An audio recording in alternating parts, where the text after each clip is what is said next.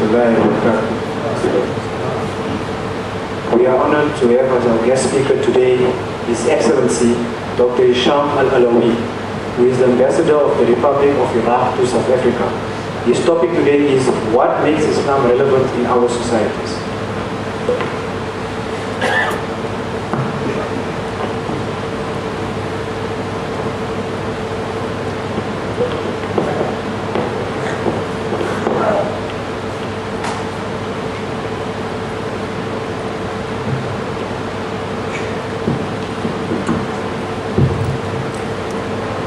بسم الله الرحمن الرحيم.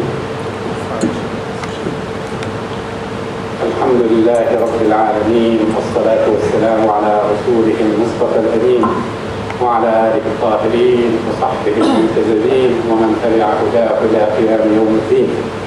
Dear brothers and sisters in Islam, السلام من الله عليكم ورحمة وبركاته. Please allow me first to thank my brother Sheikh Muhammad Aqiyah and the other brothers who are running this holy place for their invitation and for this opportunity to interact with all of you. May Allah subhanahu wa ta'ala accept their good deeds and our good deeds and enable us to deliver on our duties towards Him and towards our fellow human beings. I'm going to use the available 25 minutes or so today to talk about two key topics. One obviously is the title that my brother has announced, which is what makes Islam relevant to society or societies today. But towards the end, I'll also benefit from this opportunity to update you on the situation in Iraq and the relations between South Africa and Iraq.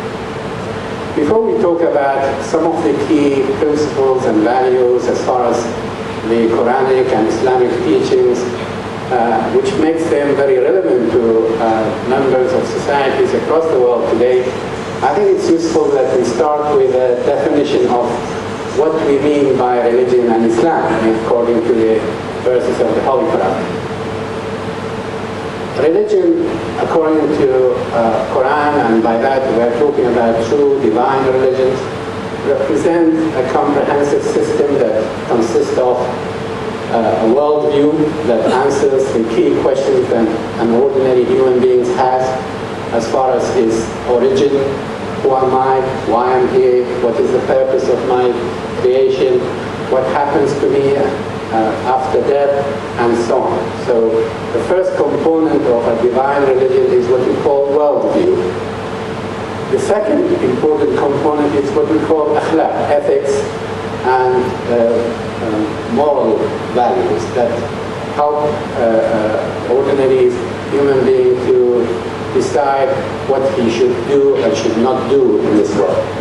And these have positive consequences as far as his presence in this world, within the community and society is concerned, as well as after his death, when we all face His Almighty on the Day of Judgment. The third important component is what we call the legal system, Sharia. The laws, rules, regulations that govern our interaction within our families, within communities, and within the bigger societies and between societies.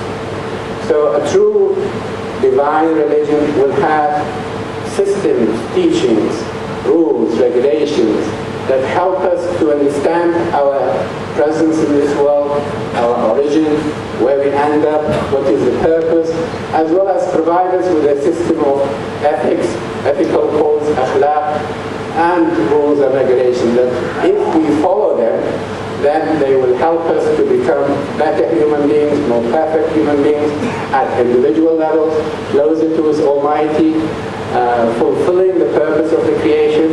And at the society level, those teachings, those ethical codes, those principles and values will help to prevent or treat conflicts between communities and societies and help people to establish social justice.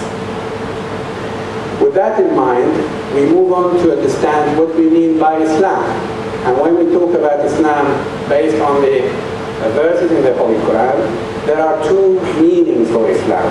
There is a broader meaning that includes all the teachings of the prophets and messengers from Adam to Muhammad, peace be upon them. And there is a more specific meaning that is related to the teachings of the Prophet Muhammad, peace be upon him. When the verse says, إِنَّ الدِّينَ عِنْدَ اللَّهِ الْإِسْلَامِ, surely the accepted religion with Allah subhanahu wa ta'ala is Islam. It refers to the broader meaning of Islam, which includes all the teachings of the previous messengers and prophets. There is another verse that says, شَرَعَ لَكُم مِّنَ الدِّينِ مَا وَصَّى بِهِ نُوحًا وَالَّذِي أَوْحَيْنَا إِلَيْكَ وَمَا وَصَّيْنَا بِهِ إِبْرَاهِيمَ وَمُوسَى وَعِيسَى أَنْ أَقِيمُوا الدِّينَ وَلَا تَتَفَرَّقُوا فِيهِ. Allah subhanahu wa ta'ala reminds us that He has sent several important messengers, and they had teachings to mankind, and he specifically mentions Nuh, Ibrahim, Musa, Isa, and the Prophet Muhammad, peace be upon him. And all the teachings of those prophets represent part of the broader meaning of Islam. And we are invited to become Muslims and to die as Muslims. And this broader meaning comes from the literal meaning of the word, which is submission, devotion, complete devotion to Allah subhanahu wa ta'ala, and the teachings that He revealed to the prophets and messengers. So that's the broader meaning of Islam. And on that basis, all the followers of the key religions, divine religions, and the key prophets and messengers are Muslims according to this. The specific meaning that is specific to the teachings of the Quran and the Prophet Muhammad, peace be upon him, is specifically related to accepting that the Prophet Muhammad is a prophet and a messenger of Allah subhanahu wa ta'ala, and then to gradually learn, digest, implement the teachings of the Quran and the Prophet, peace be upon him. So a true Muslim, on the basis of the second, more specific meaning, is somebody who believes in that the Prophet Muhammad is a prophet and a messenger, and then sincerely work to learn his teachings through the Quran and through the authentic hadith and the seerah that has arrived to us. On that basis, what makes the teachings of the Quran and the Prophet Muhammad, peace be upon him, that we know that are there based on the verses of the Quran and the confirmed authentic hadith of the Prophet? What makes those teachings relevant to societies today? And I'm talking about societies in general, regardless of whether they are the followers of this great man or not, Muslims and non-Muslims. Because of the limited time we have available to us, obviously I won't be able to go through all the key principles and values and teachings that help us to understand why Islam is relevant to societies today, but it's useful to go through some of the key aspects of the topic. There are several principles and values that are now considered to be what we call universal values. Human beings, regardless of their religious affiliation, feel connected to these. And let me give you some examples. One of the famous verses in the Holy Quran is the verse that says, Bismillah ar-Rahman ar-Rahim, Ya ayyuhan nasu inna khalaqnakum min dhakarin wa untha وَجَعَلْنَاكُمْ شُعُوبًا وَقَبَائِلَ لِتَعَارَفُوا إِنَّ أَكْرَمَكُمْ عِنْدَ اللَّهِ أَتْقَاكُمْ. O people, we have created you from a single male and a single female, from a male and a female, Adam and Hawa, and made you into nations and tribes, so that you لِتَعَارَفُوا. لِتَعَارَفُوا is a very rich word, means so that you know each other, so that you learn from each other, so that you share experience, so that you work with each other, so that you complement each other. And then, surely the best amongst you, إِنَّ أَكْرَمَكُمْ عِنْدَ اللَّهِ أَتْقَاكُمْ. The best amongst you are those that are most observant, most pious, most servant to His creatures, to Allah's creatures. And there are two important teachings or principles or values that are very relevant to all societies, and more so when it comes to South Africa. You remember the suffering of the people during the apartheid regime because of the racial policies of the previous regime. And this important principle, based on this verse in the Quran, that all people are equal regardless of their racial background, ethnic background, and the key criteria to decide who is better than others is how observant they are, how committed they are, how devoted they are to the teachings of Allah, and how servant they are to people, to members of the community and society. And both teachings are relevant not just to your society, to our society in Iraq, or other societies within the Arab Muslim world, but across the world. And you can see now, whether it comes to the UN policies or to major institutions around the world, they value the principle of equality between human beings. They value the principle of doing good, serving communities and societies. And these two are among the most important principles and values and teachings of the Quran and the Prophet, peace be upon him.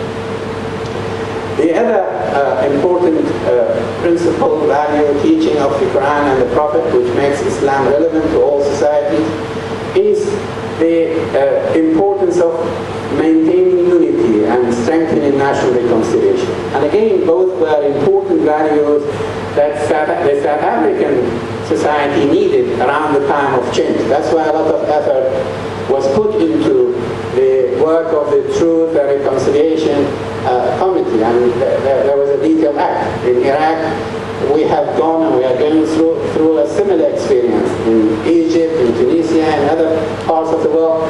The concept of maintaining unity and social cohesion and strengthening national reconciliation are so important that they represent one of the important principles and values of Islam. And when we go back to the Quran, the verses of the Quran, we find that this has been a key goal of all the prophets and messengers. بسم الله الرحمن الرحيم كان الناس أمة واحدة فبعث الله النبيين مبشرين ومنذرين وأنزل معهم الكتاب ليحكم بين الناس في الحق ليحكم بين الناس فيما اختلفوا فيه وما اختلف فيه إلا الذين جاءهم العلم بغيا بينهم. One of the key goals of all the prophets and messengers was to prevent conflicts between members of the communities and society.